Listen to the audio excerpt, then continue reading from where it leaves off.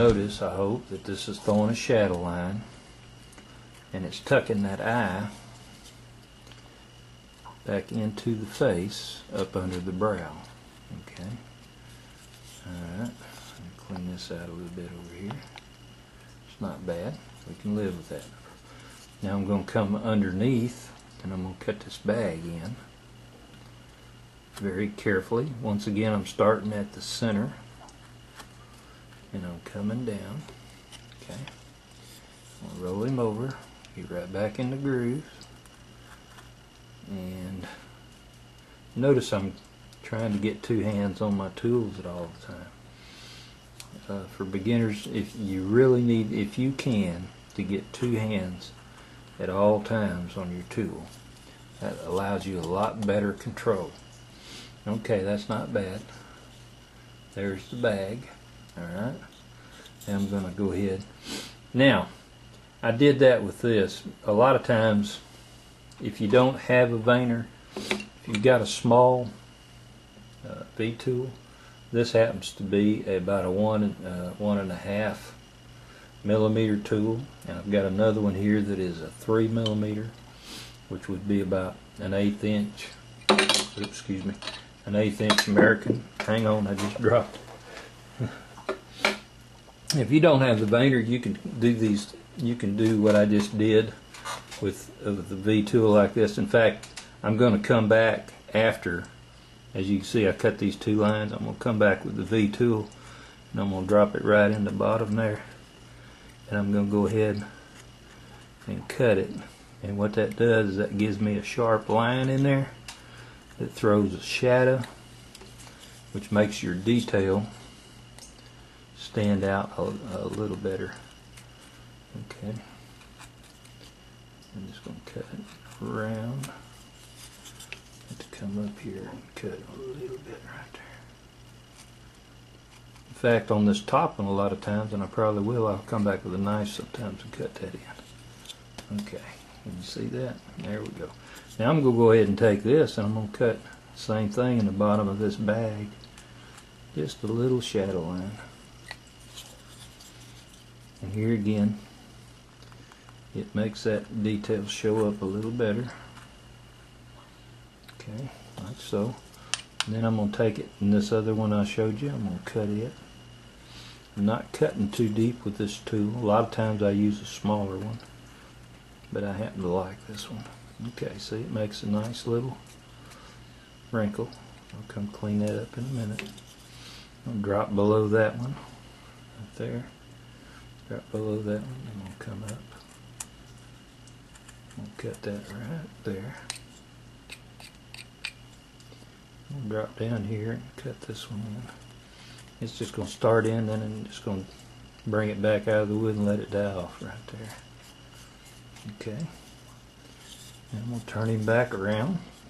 And these wrinkles need to be kind of crinkly. You don't want them to be straight. You want to give them a little kind of an S-curve type situation. Make them look like real wrinkles. Alright, there we go. There we go. Put these crow's feet, and they're just kind of usually kind of a C looking cut. Let that kind of turn down just a little bit like so. Let this one kind of turn back up like so. When you squint your eyes, you wrinkle your eyes, you'll end up having crow's feet like that. Of course, the older you are, the more likely you are to have those. Now we're pretty much done here, except for cleaning it up. And the cleaner you make a carving, the better you are, better it looks rather. Now I'm going to come back in here and I'm going to take this detail knife and I'm kind of laying it. What I'm trying to do is tuck all this in under the brow. So I'm just going to kind of come and I'm going to cut that line right there. Then I'll actually just come in there and just take a sliver of wood. Just like you see there. And that just Have to cut it a time or two to get it right. And all that does is makes a better shadow line and makes that detail show up better. Okay. Alright, there we go. There we go.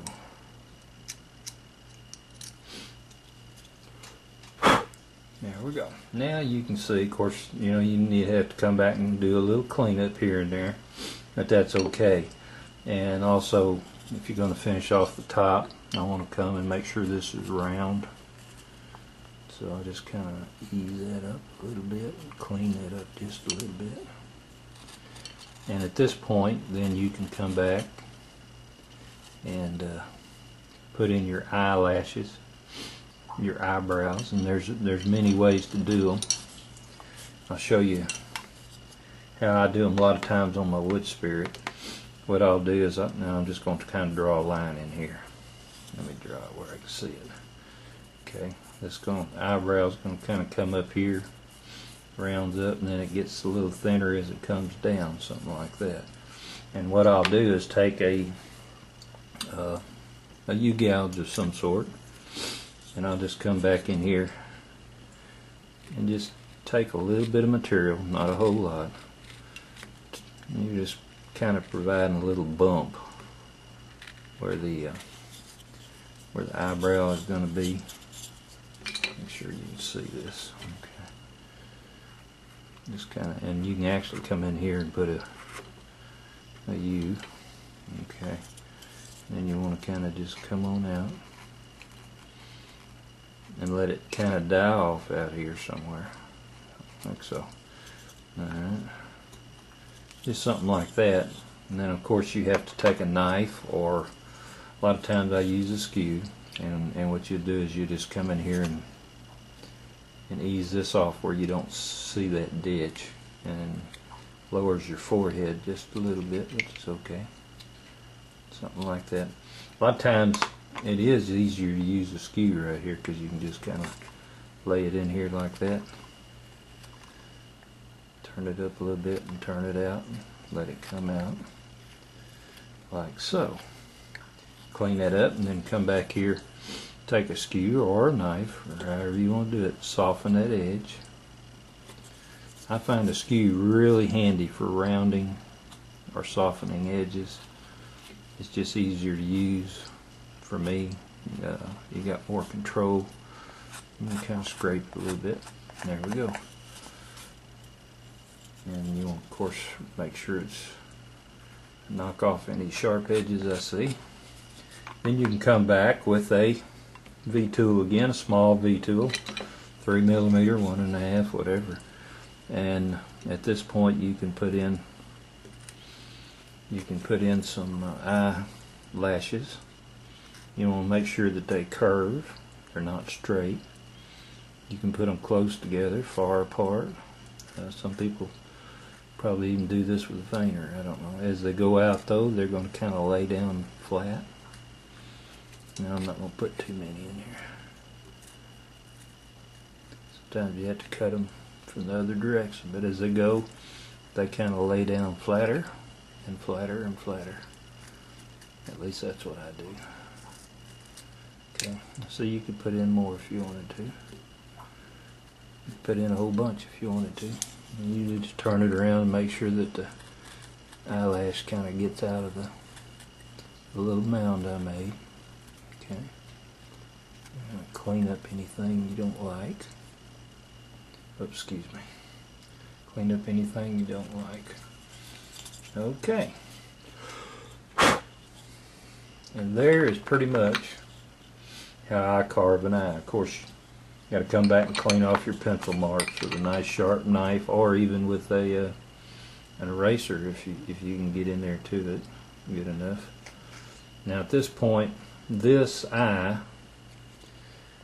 if I'm going to paint it, is ready. Now if you're not going to paint it, then you want to cut in. Now clean this up, smooth that out a little bit if you want to, just like that. Alright, and then you want to kind of come back and do your cleanup, and you should end up with an eye something similar to this, which makes a good looking eye. It's slanting to the back. You can see it from the side of the face. It makes a good looking eye. Now, if you want to cut in an eye, there's several ways to do it. You can do it with what they call an eye glint.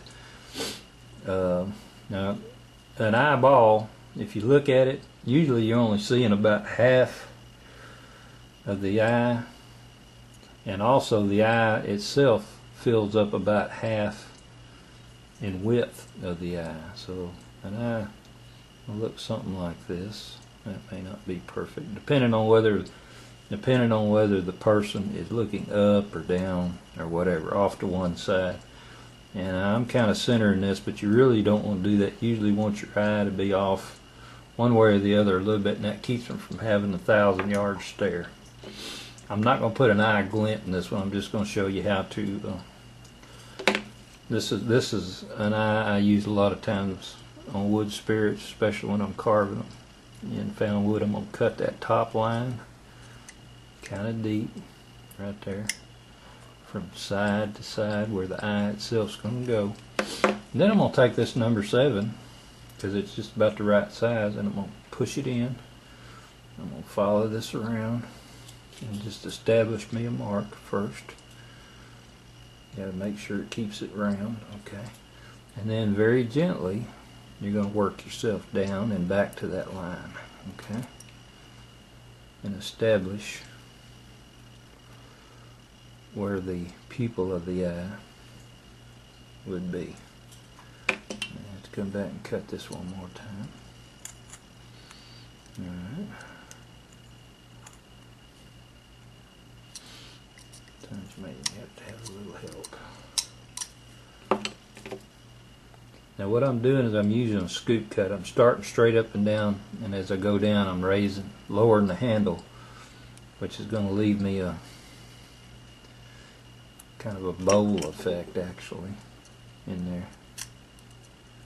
I need to cut that a little bit deeper and a little more like here. And take a look at it, and I'm a little bit shallow on this end, so I'll just come in there and get some more of it. Yeah, made him a little bit bigger, but that's okay. Alright. And there it is. And you can always come back and accentuate the inside of this by coloring it in, or taking some paint, or making you some stain, and just kind of color that in so that it shows up. You want to kind of color the top here too. Or you can take a wood, I've seen people take a wood burning tool and wood burn that. But if you would like to purchase one of these, they're going to be available on my 3crosseswoodcarving.com site for $10 on DVD. The quality will probably be a little higher than what you're going to see here, because this is going to be at 720p on YouTube, but it will be at 1080p when I burn it to DVD. Thank you, and keep looking forward to my channel and keep checking in, because I'm fixing to start shooting my next full-length video, and it'll be probably carving a green man, a simple green man, but one that I think you'll like. So that's it for now, and this is Gary McDaniel saying thank you and keep on carving. Goodbye.